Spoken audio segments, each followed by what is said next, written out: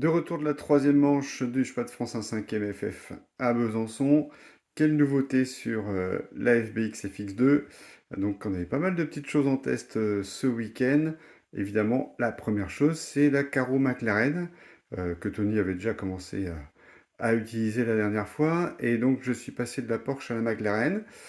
Déjà, un look assez sympa. Euh, Pas mal d'adaptations nécessaires, donc nouvelle boîte à air, nouveau support disponible chez FBX, nouveau support arrière sans déport contrairement à la Porsche. Euh, bon, évidemment, petite mousse, voilà. Et puis surtout, il a fallu rabaisser pas mal cette boîte à air pour que la carrosserie soit basse. Alors, ce qui m'a posé quelques soucis de bride de carbu qu'il faudra que je règle pour la prochaine course. D'un point de vue comportement, on a une voiture qui tourne beaucoup plus à plat, qui vire sans trop forcer sur les pneus, qui est restée relativement vive quand même. Je pensais qu'on aurait une voiture plus souvireuse, et par contre moins sensible aux casquettes, plus stable d'un point de vue général. Donc tout bénef cette McLaren, peut-être moins adaptée aux pilotes qui aiment des voitures très très incisives, mais elle convient bien à mon pilotage, plutôt coulé. Donc une carreau que je pense que je vais garder pour la suite. On m'a dit par contre, hein, sous la pluie, c'est pas du tout un bon choix. C'est bien de prévoir la Porsche pour la pluie. Et en plus, pour les boîtes à air pluie, la Porsche est beaucoup plus adaptée. La McLaren, il y a vraiment très très peu de place. Autre nouveauté en test pour ce CF, des masses. On n'avait pas encore de masse officielle pour cette FX2. Donc les masses, alors celles-là c'est des masses proto évidemment, hein. Une fois qu'elles seront disponibles chez FBX, on aura des belles pièces usinées par l'équipe. Donc des masses qui se mettent là de chaque côté. Donc deux masses de 90, puisque avec notre barre anti-roulis spéciale au milieu, on n'a pas une grande masse possible qui peut venir là. Donc ça fait voilà, 2 fois 90 pour venir ici. Alors les masses à l'avant, ça permet de stabiliser le train avant, voilà, rendre la voiture plus stable et moins sensible aussi évidemment aux casquettes. Et puis ces barres laiton qui sont ici pour stabiliser, hein, c'est assez classique. Il y a un gros écart gauche-droite sur toutes les voitures du fait du pot, etc., surtout sur les FF. Et donc une masse ici, là aussi, sur les virages qui tournent principalement à droite, ça évite les tonneaux. Alors sur ce CF, on n'a pas utilisé les masses avant. Tout le monde était plutôt à la recherche de trains avant sur la piste, quand même bien sinueuse, avec beaucoup d'épingles de, de Besançon. Du coup, pas d'utilisation des masses pour cette fois-ci. Par contre, en essai également ces nouveaux renforts. Alors, premièrement, renfort plus large et renfort qui va jusqu'à la patte ici de fixation moteur. Et de l'autre côté, voilà la nouvelle patte qui est à cet endroit-là. Euh, Également une nouvelle version de ce renfort-là, un peu plus large à la base, pour mieux s'appuyer sur le châssis. Voilà, donc une meilleure rigidité, ça a nettement amélioré la rigidité en flexion du châssis, ce qui était pas mal sur cette piste avec un gros grip.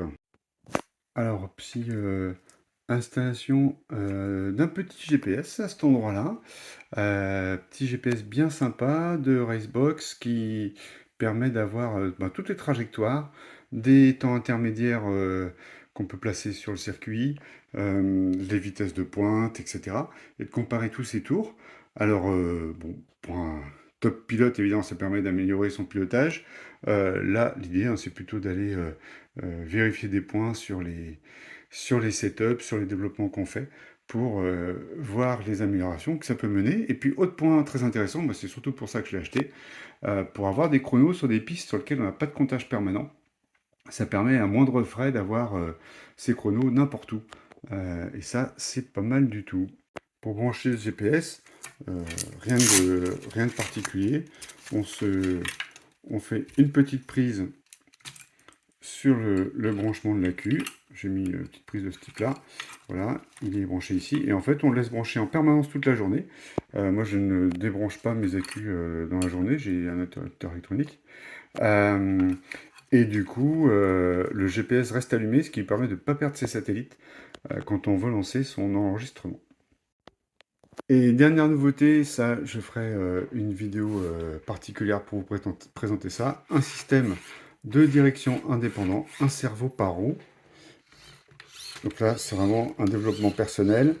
Euh, donc un cerveau par roue, bah, ça vous permet de régler votre Ackermann directement de la radio, régler votre pincement ouverture de la radio, et même d'avoir une ouverture ou pincement évolutif pendant que vous roulez. C'est-à-dire que, par exemple, au freinage, hein, je rajoute du pincement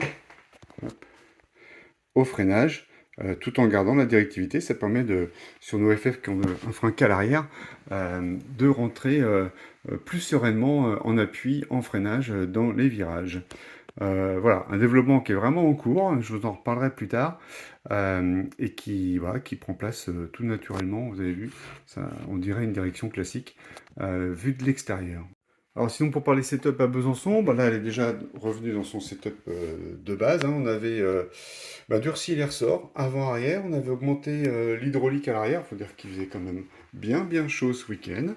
En position d'amortisseur, on était assez classique, hein, en bas ici et au milieu devant. Certains pilotes étaient plutôt en bas devant, ça dépend voilà, de chacun par rapport aussi aux carrosseries, hein. Sur la Porsche, c'est sûr que ça pouvait être intéressant de descendre pour euh, éviter voilà, les casquettes. Euh, et sinon, garde au sol assez classique, pas trop haut, hein, parce qu'il y avait, une fois de plus, il y avait du grip, hein, donc 9 arrière, 8 avant. Et sur les carrossages, ça se réglait vraiment à l'usure des pneus, mais on était vraiment sur du 4 au sol et 0 au sol, à l'arrière et à l'avant respectivement. Et là, vous avez voilà, les pneus qui ont fait toute la demi-finale et qui sont tout neufs encore, hein, et usés parfaitement à plat. Donc vraiment aucun problème d'un point de vue voilà, du carrossage, aucun problème de motricité. Alors, de toute façon, avec la FX2, ça n'arrive jamais. En diff, moi je suis souvent un peu plus dur que les collègues. Je suis en 5000 derrière. Alors, avant je roulais en 15 000, donc là je suis passé en 5000 pour cette course-là. Ça suffit. Beaucoup d'autres pilotes roulent simplement avec de la graisse. Euh, et voilà, et pour retrouver un peu de train avant, parce que j'ai dit c'était un peu délicat à Besançon d'avoir assez de train avant sur les voitures, on a rehaussé sous les triangles ici, on a mis plus 3. Moi j'avais mis plus 3 sous chaque, pour avoir des triangles plus à plat, et du coup avoir plus de grip sur le train avant. Voilà, côté setup, ce que ça donnait. Et pour finir sur ma course, eh ben, un bon rythme, voilà, ça s'améliore hein, de CF en CF.